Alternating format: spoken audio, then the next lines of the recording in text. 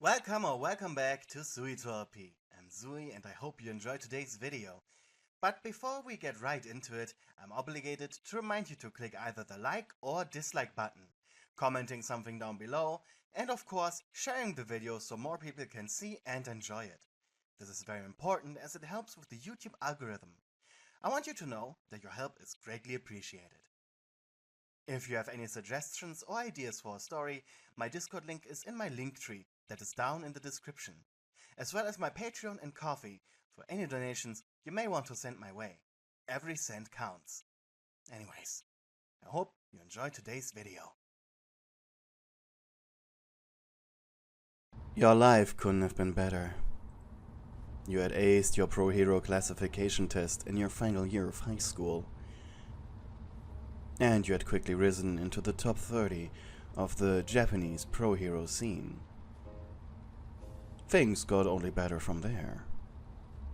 With your youthful charm, you managed to wiggle the media around your finger, and you enjoyed the attention for all it's worth. This all accumulated one day, when a pro hero proposed to you. You had gotten many offers in your life, but when you received them, you hadn't been ready yet.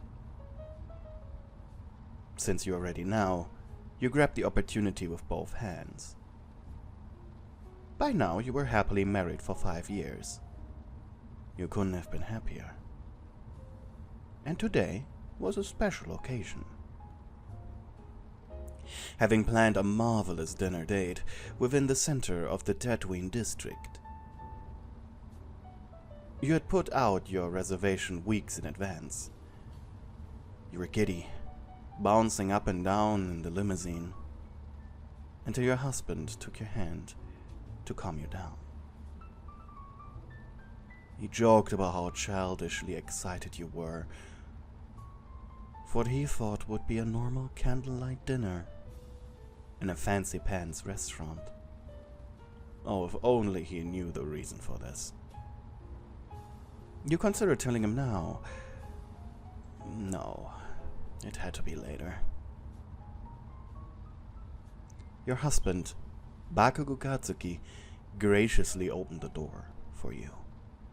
"My lady," he said seductively. Who would have thought that the pro known for his shouting and anger could be such a gentleman if he wanted to? Plus, there were certain perks only you seemed to enjoy. Bakugou had tunnel vision. Whenever he allowed himself to focus on something, he hyper-focused. This was something you had learned in the early years of your relationship, through a very interesting string of events. At first he seemed really distant, then suddenly really affectionate, then back to distant. This had been a dance up until 2 years ago, when you finally understood and learned to abuse this weakness of his. His hand tightened as he blushed slightly and looked away. Now it was your turn to tease him. "So even after 5 years you can't look me in the face when we have a quiet moment? That's so cute, Katsuki." He sighed and closed his eyes. "I just can't believe I'm so lucky to have you." In response, you leaned against his shoulder. The night was perfect, and it was about to become even better. Finally, you arrived at the many-starred restaurant. It was owned by a food hero, the father of the ever-popular lunch rush. His name was Dinner Dash, a man known for his unbelievably great sushi creations, and with a quirk like his, this was all too great. His quirk, Rice Hunter, made it physically impossible for him to create a bad-tasting rice dish. There was a saying in the culinary world: if Dinner Dash recommended your rice-based meal, you already deserve 2 stars for that. After taking your seats and ordering your appetizers, Bakugou finally spoke up. Knowing what would happen if he were to act overly emotional in this place, he did his best to stay quiet. "So, why are we doing this?" It sounded a little accusatory, but he was smiling. So, maybe just a weird personality tick of his. Well, we are celebrating a special occasion. You were smiling too, from ear to ear in fact. He sighed and then scowled. Have I forgotten your birthday again? You shook your head. Your birthday was next month, actually. With a warm feeling, you leaned forward, placed your elbows on the table, and rested your head in your hands. Try another. He chuckled. Why are you making this a game? You shrugged. Maybe I just want to see you suffer. You giggled quietly. Or maybe I just want to see how much common sense you have, mister. Soon I'll be number one. He leaned slightly back in his chair, head turning red from suppressing a playful insult in your direction. Huh. Alright then. Still, though, a feeling of warm happiness overcame him. No matter what it was, you always made him feel like he was the king of the world. Suddenly, a waiter appeared next to you, looking unbelievably professional. Ice cold sake for the gentleman, he said, and set down a small ceramic kettle and a small cup. And a non-alcoholic iced tea for the lady. He set the glass next to yours, still empty plate. The food will be ready in just a few minutes. I hope you enjoy your evening. The man bowed and left for the bar. I think I've never seen you drink something non-alcoholic in a place like this, your husband said jokingly, as you took a quick nibble at your sugary drink. Well, something happened, so I don't really feel like I should be drinking alcohol, you said jokingly and blushed. The iced tea tasted fantastic, like anything you'd ever drank before. Bakugou, on the other hand, was determined to find out why you organized this. Yet each time you replied with a hearty no. Trying to throw you off, he interjected with a question himself. By the way, how is the hero life treating you? That was super effective. It had thrown you out of your mild, smug thought process. You stuttered. I'm actually requesting temporary leave. He raised an eyebrow. What? He had unintentionally barked that both... Wait, what? He had unintentionally barked that. Both of you instantly blushed and looked around the table. Luckily, no one was offended. Yet. If he kept doing this, who knew what would happen? Maybe this wasn't a good idea after all. Yet you understood why it gave him such an emotional outburst. The only time you had ever taken off was when he was really sick, to the point where you thought he'd die. Bakugou needed comfort. Comfort you had been willing to give. And after all, you loved him. He blinked. Wait, are you taking leave because of this thing? You blushed and then smiled. Yes. You said quietly. Ha! After all those years, he said happily, you finally want to take a vacation. How does America sound like? A road trip. I always wanted to take a road trip. You made a noise similar to a squeak. This was not the reason. Problem was that he took your noise as confirmation. Nice, he said and leaned back in his chair. Can't wait.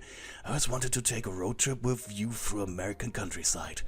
People make fun of the Americans for the death of the American Dream incident, when quirks first manifested, but they've been steadily rebuilding with the help of the Germans. He laughed. Ha! Did you already order the tickets? Your lips quivered. Now that he was so dead set on this, it felt wrong to say no. Excuse me, I need to use the bathroom. Just freshening up. Be right back, you said with an embarrassed squeak. Quickly, you rushed into the bathroom. There was only one person who could help you out of this. You hid in one of the stalls and quickly typed up a number on your phone. The number of a mutual friend.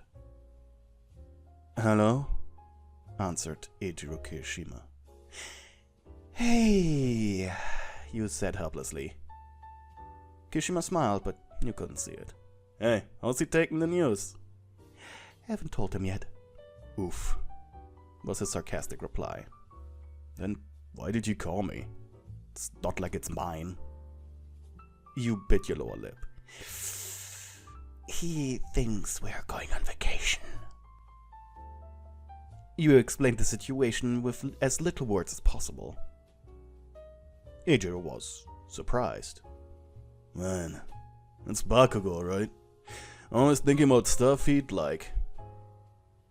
So what do you want? Trying to hold back tears of desperation, you simply asked. Can you book us a flight to, I don't know, some place in America or Europe? Kirishima laughed. You're serious, aren't you? Please. You know more about traveling. I mean, you had gotten that sponsorship from Zokov Transnational and traveled for a few months promoting them. Zokov Transnational was an oil firm operating in Russia. The owner of the company, Zokov himself, was a huge fan of Japanese hero culture. Mostly because Russia itself had stricter rules for heroes than any other country on the planet, even Germany. So he often sponsored heroes from there, with huge money payouts. Kirishima shrugged, only to then realize you couldn't see it. Fine then. You blinked. Wait, really? I'm doing it. Tell him goes down next month. Your friend scratched his chin audibly.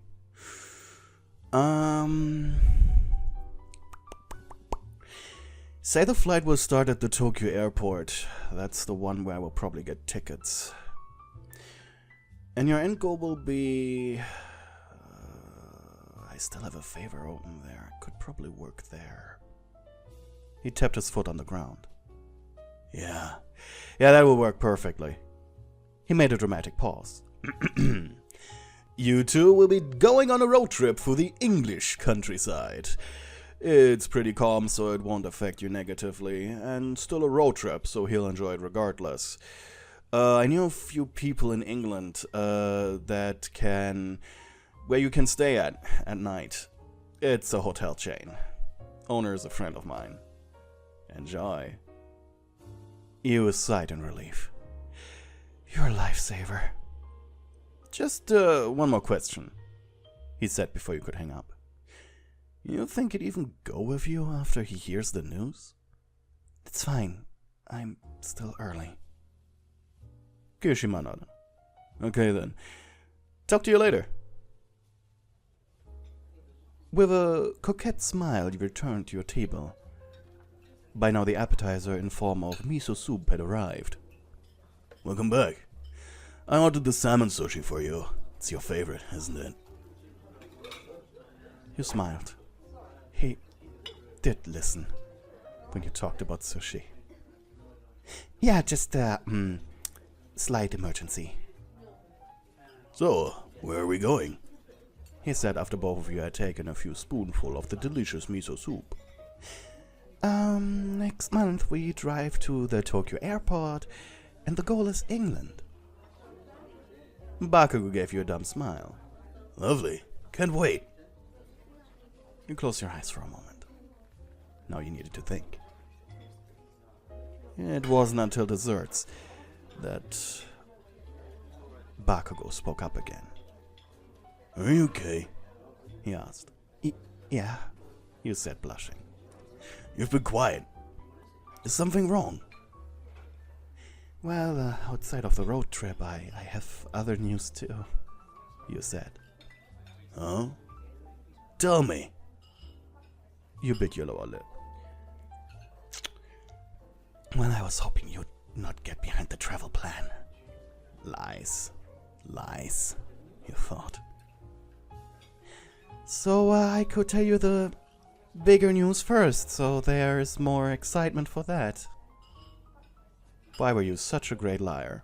Okay, you weren't, but Bakugou was a little gullible. He chuckled. Okay, hit me. I'm pregnant, you said, a little too quickly. For a second, Bakugou's movement stopped altogether. He even dropped his spoon. And then his mouth twitched. You're serious? He said. You nodded, blushing heavily. I was late this month and I took a test behind your back. I didn't know how to tell you, so... Don't say anything. Huh? He looked up at his face. It was so bright, so happy. His lips were quivering, and tears began to roll down his eyes. You're gonna be a dad, he said breathlessly. Yeah. Holy shit. That is awesome! Why was he screaming that? I love you, he said as he stood up. Please don't make a scene, you begged. And he sighed.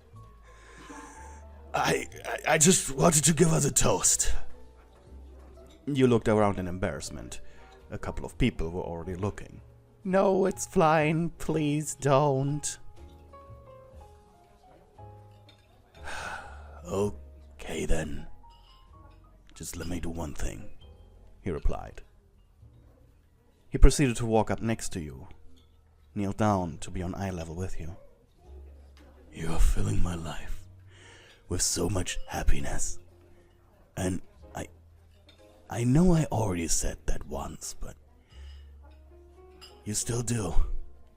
You make me the happiest man on earth. He took one of your hands in his. I love you so much. And I love our child, no matter if it's a boy or a girl. I love you too, you said, before gently pressing your lips onto his forehead.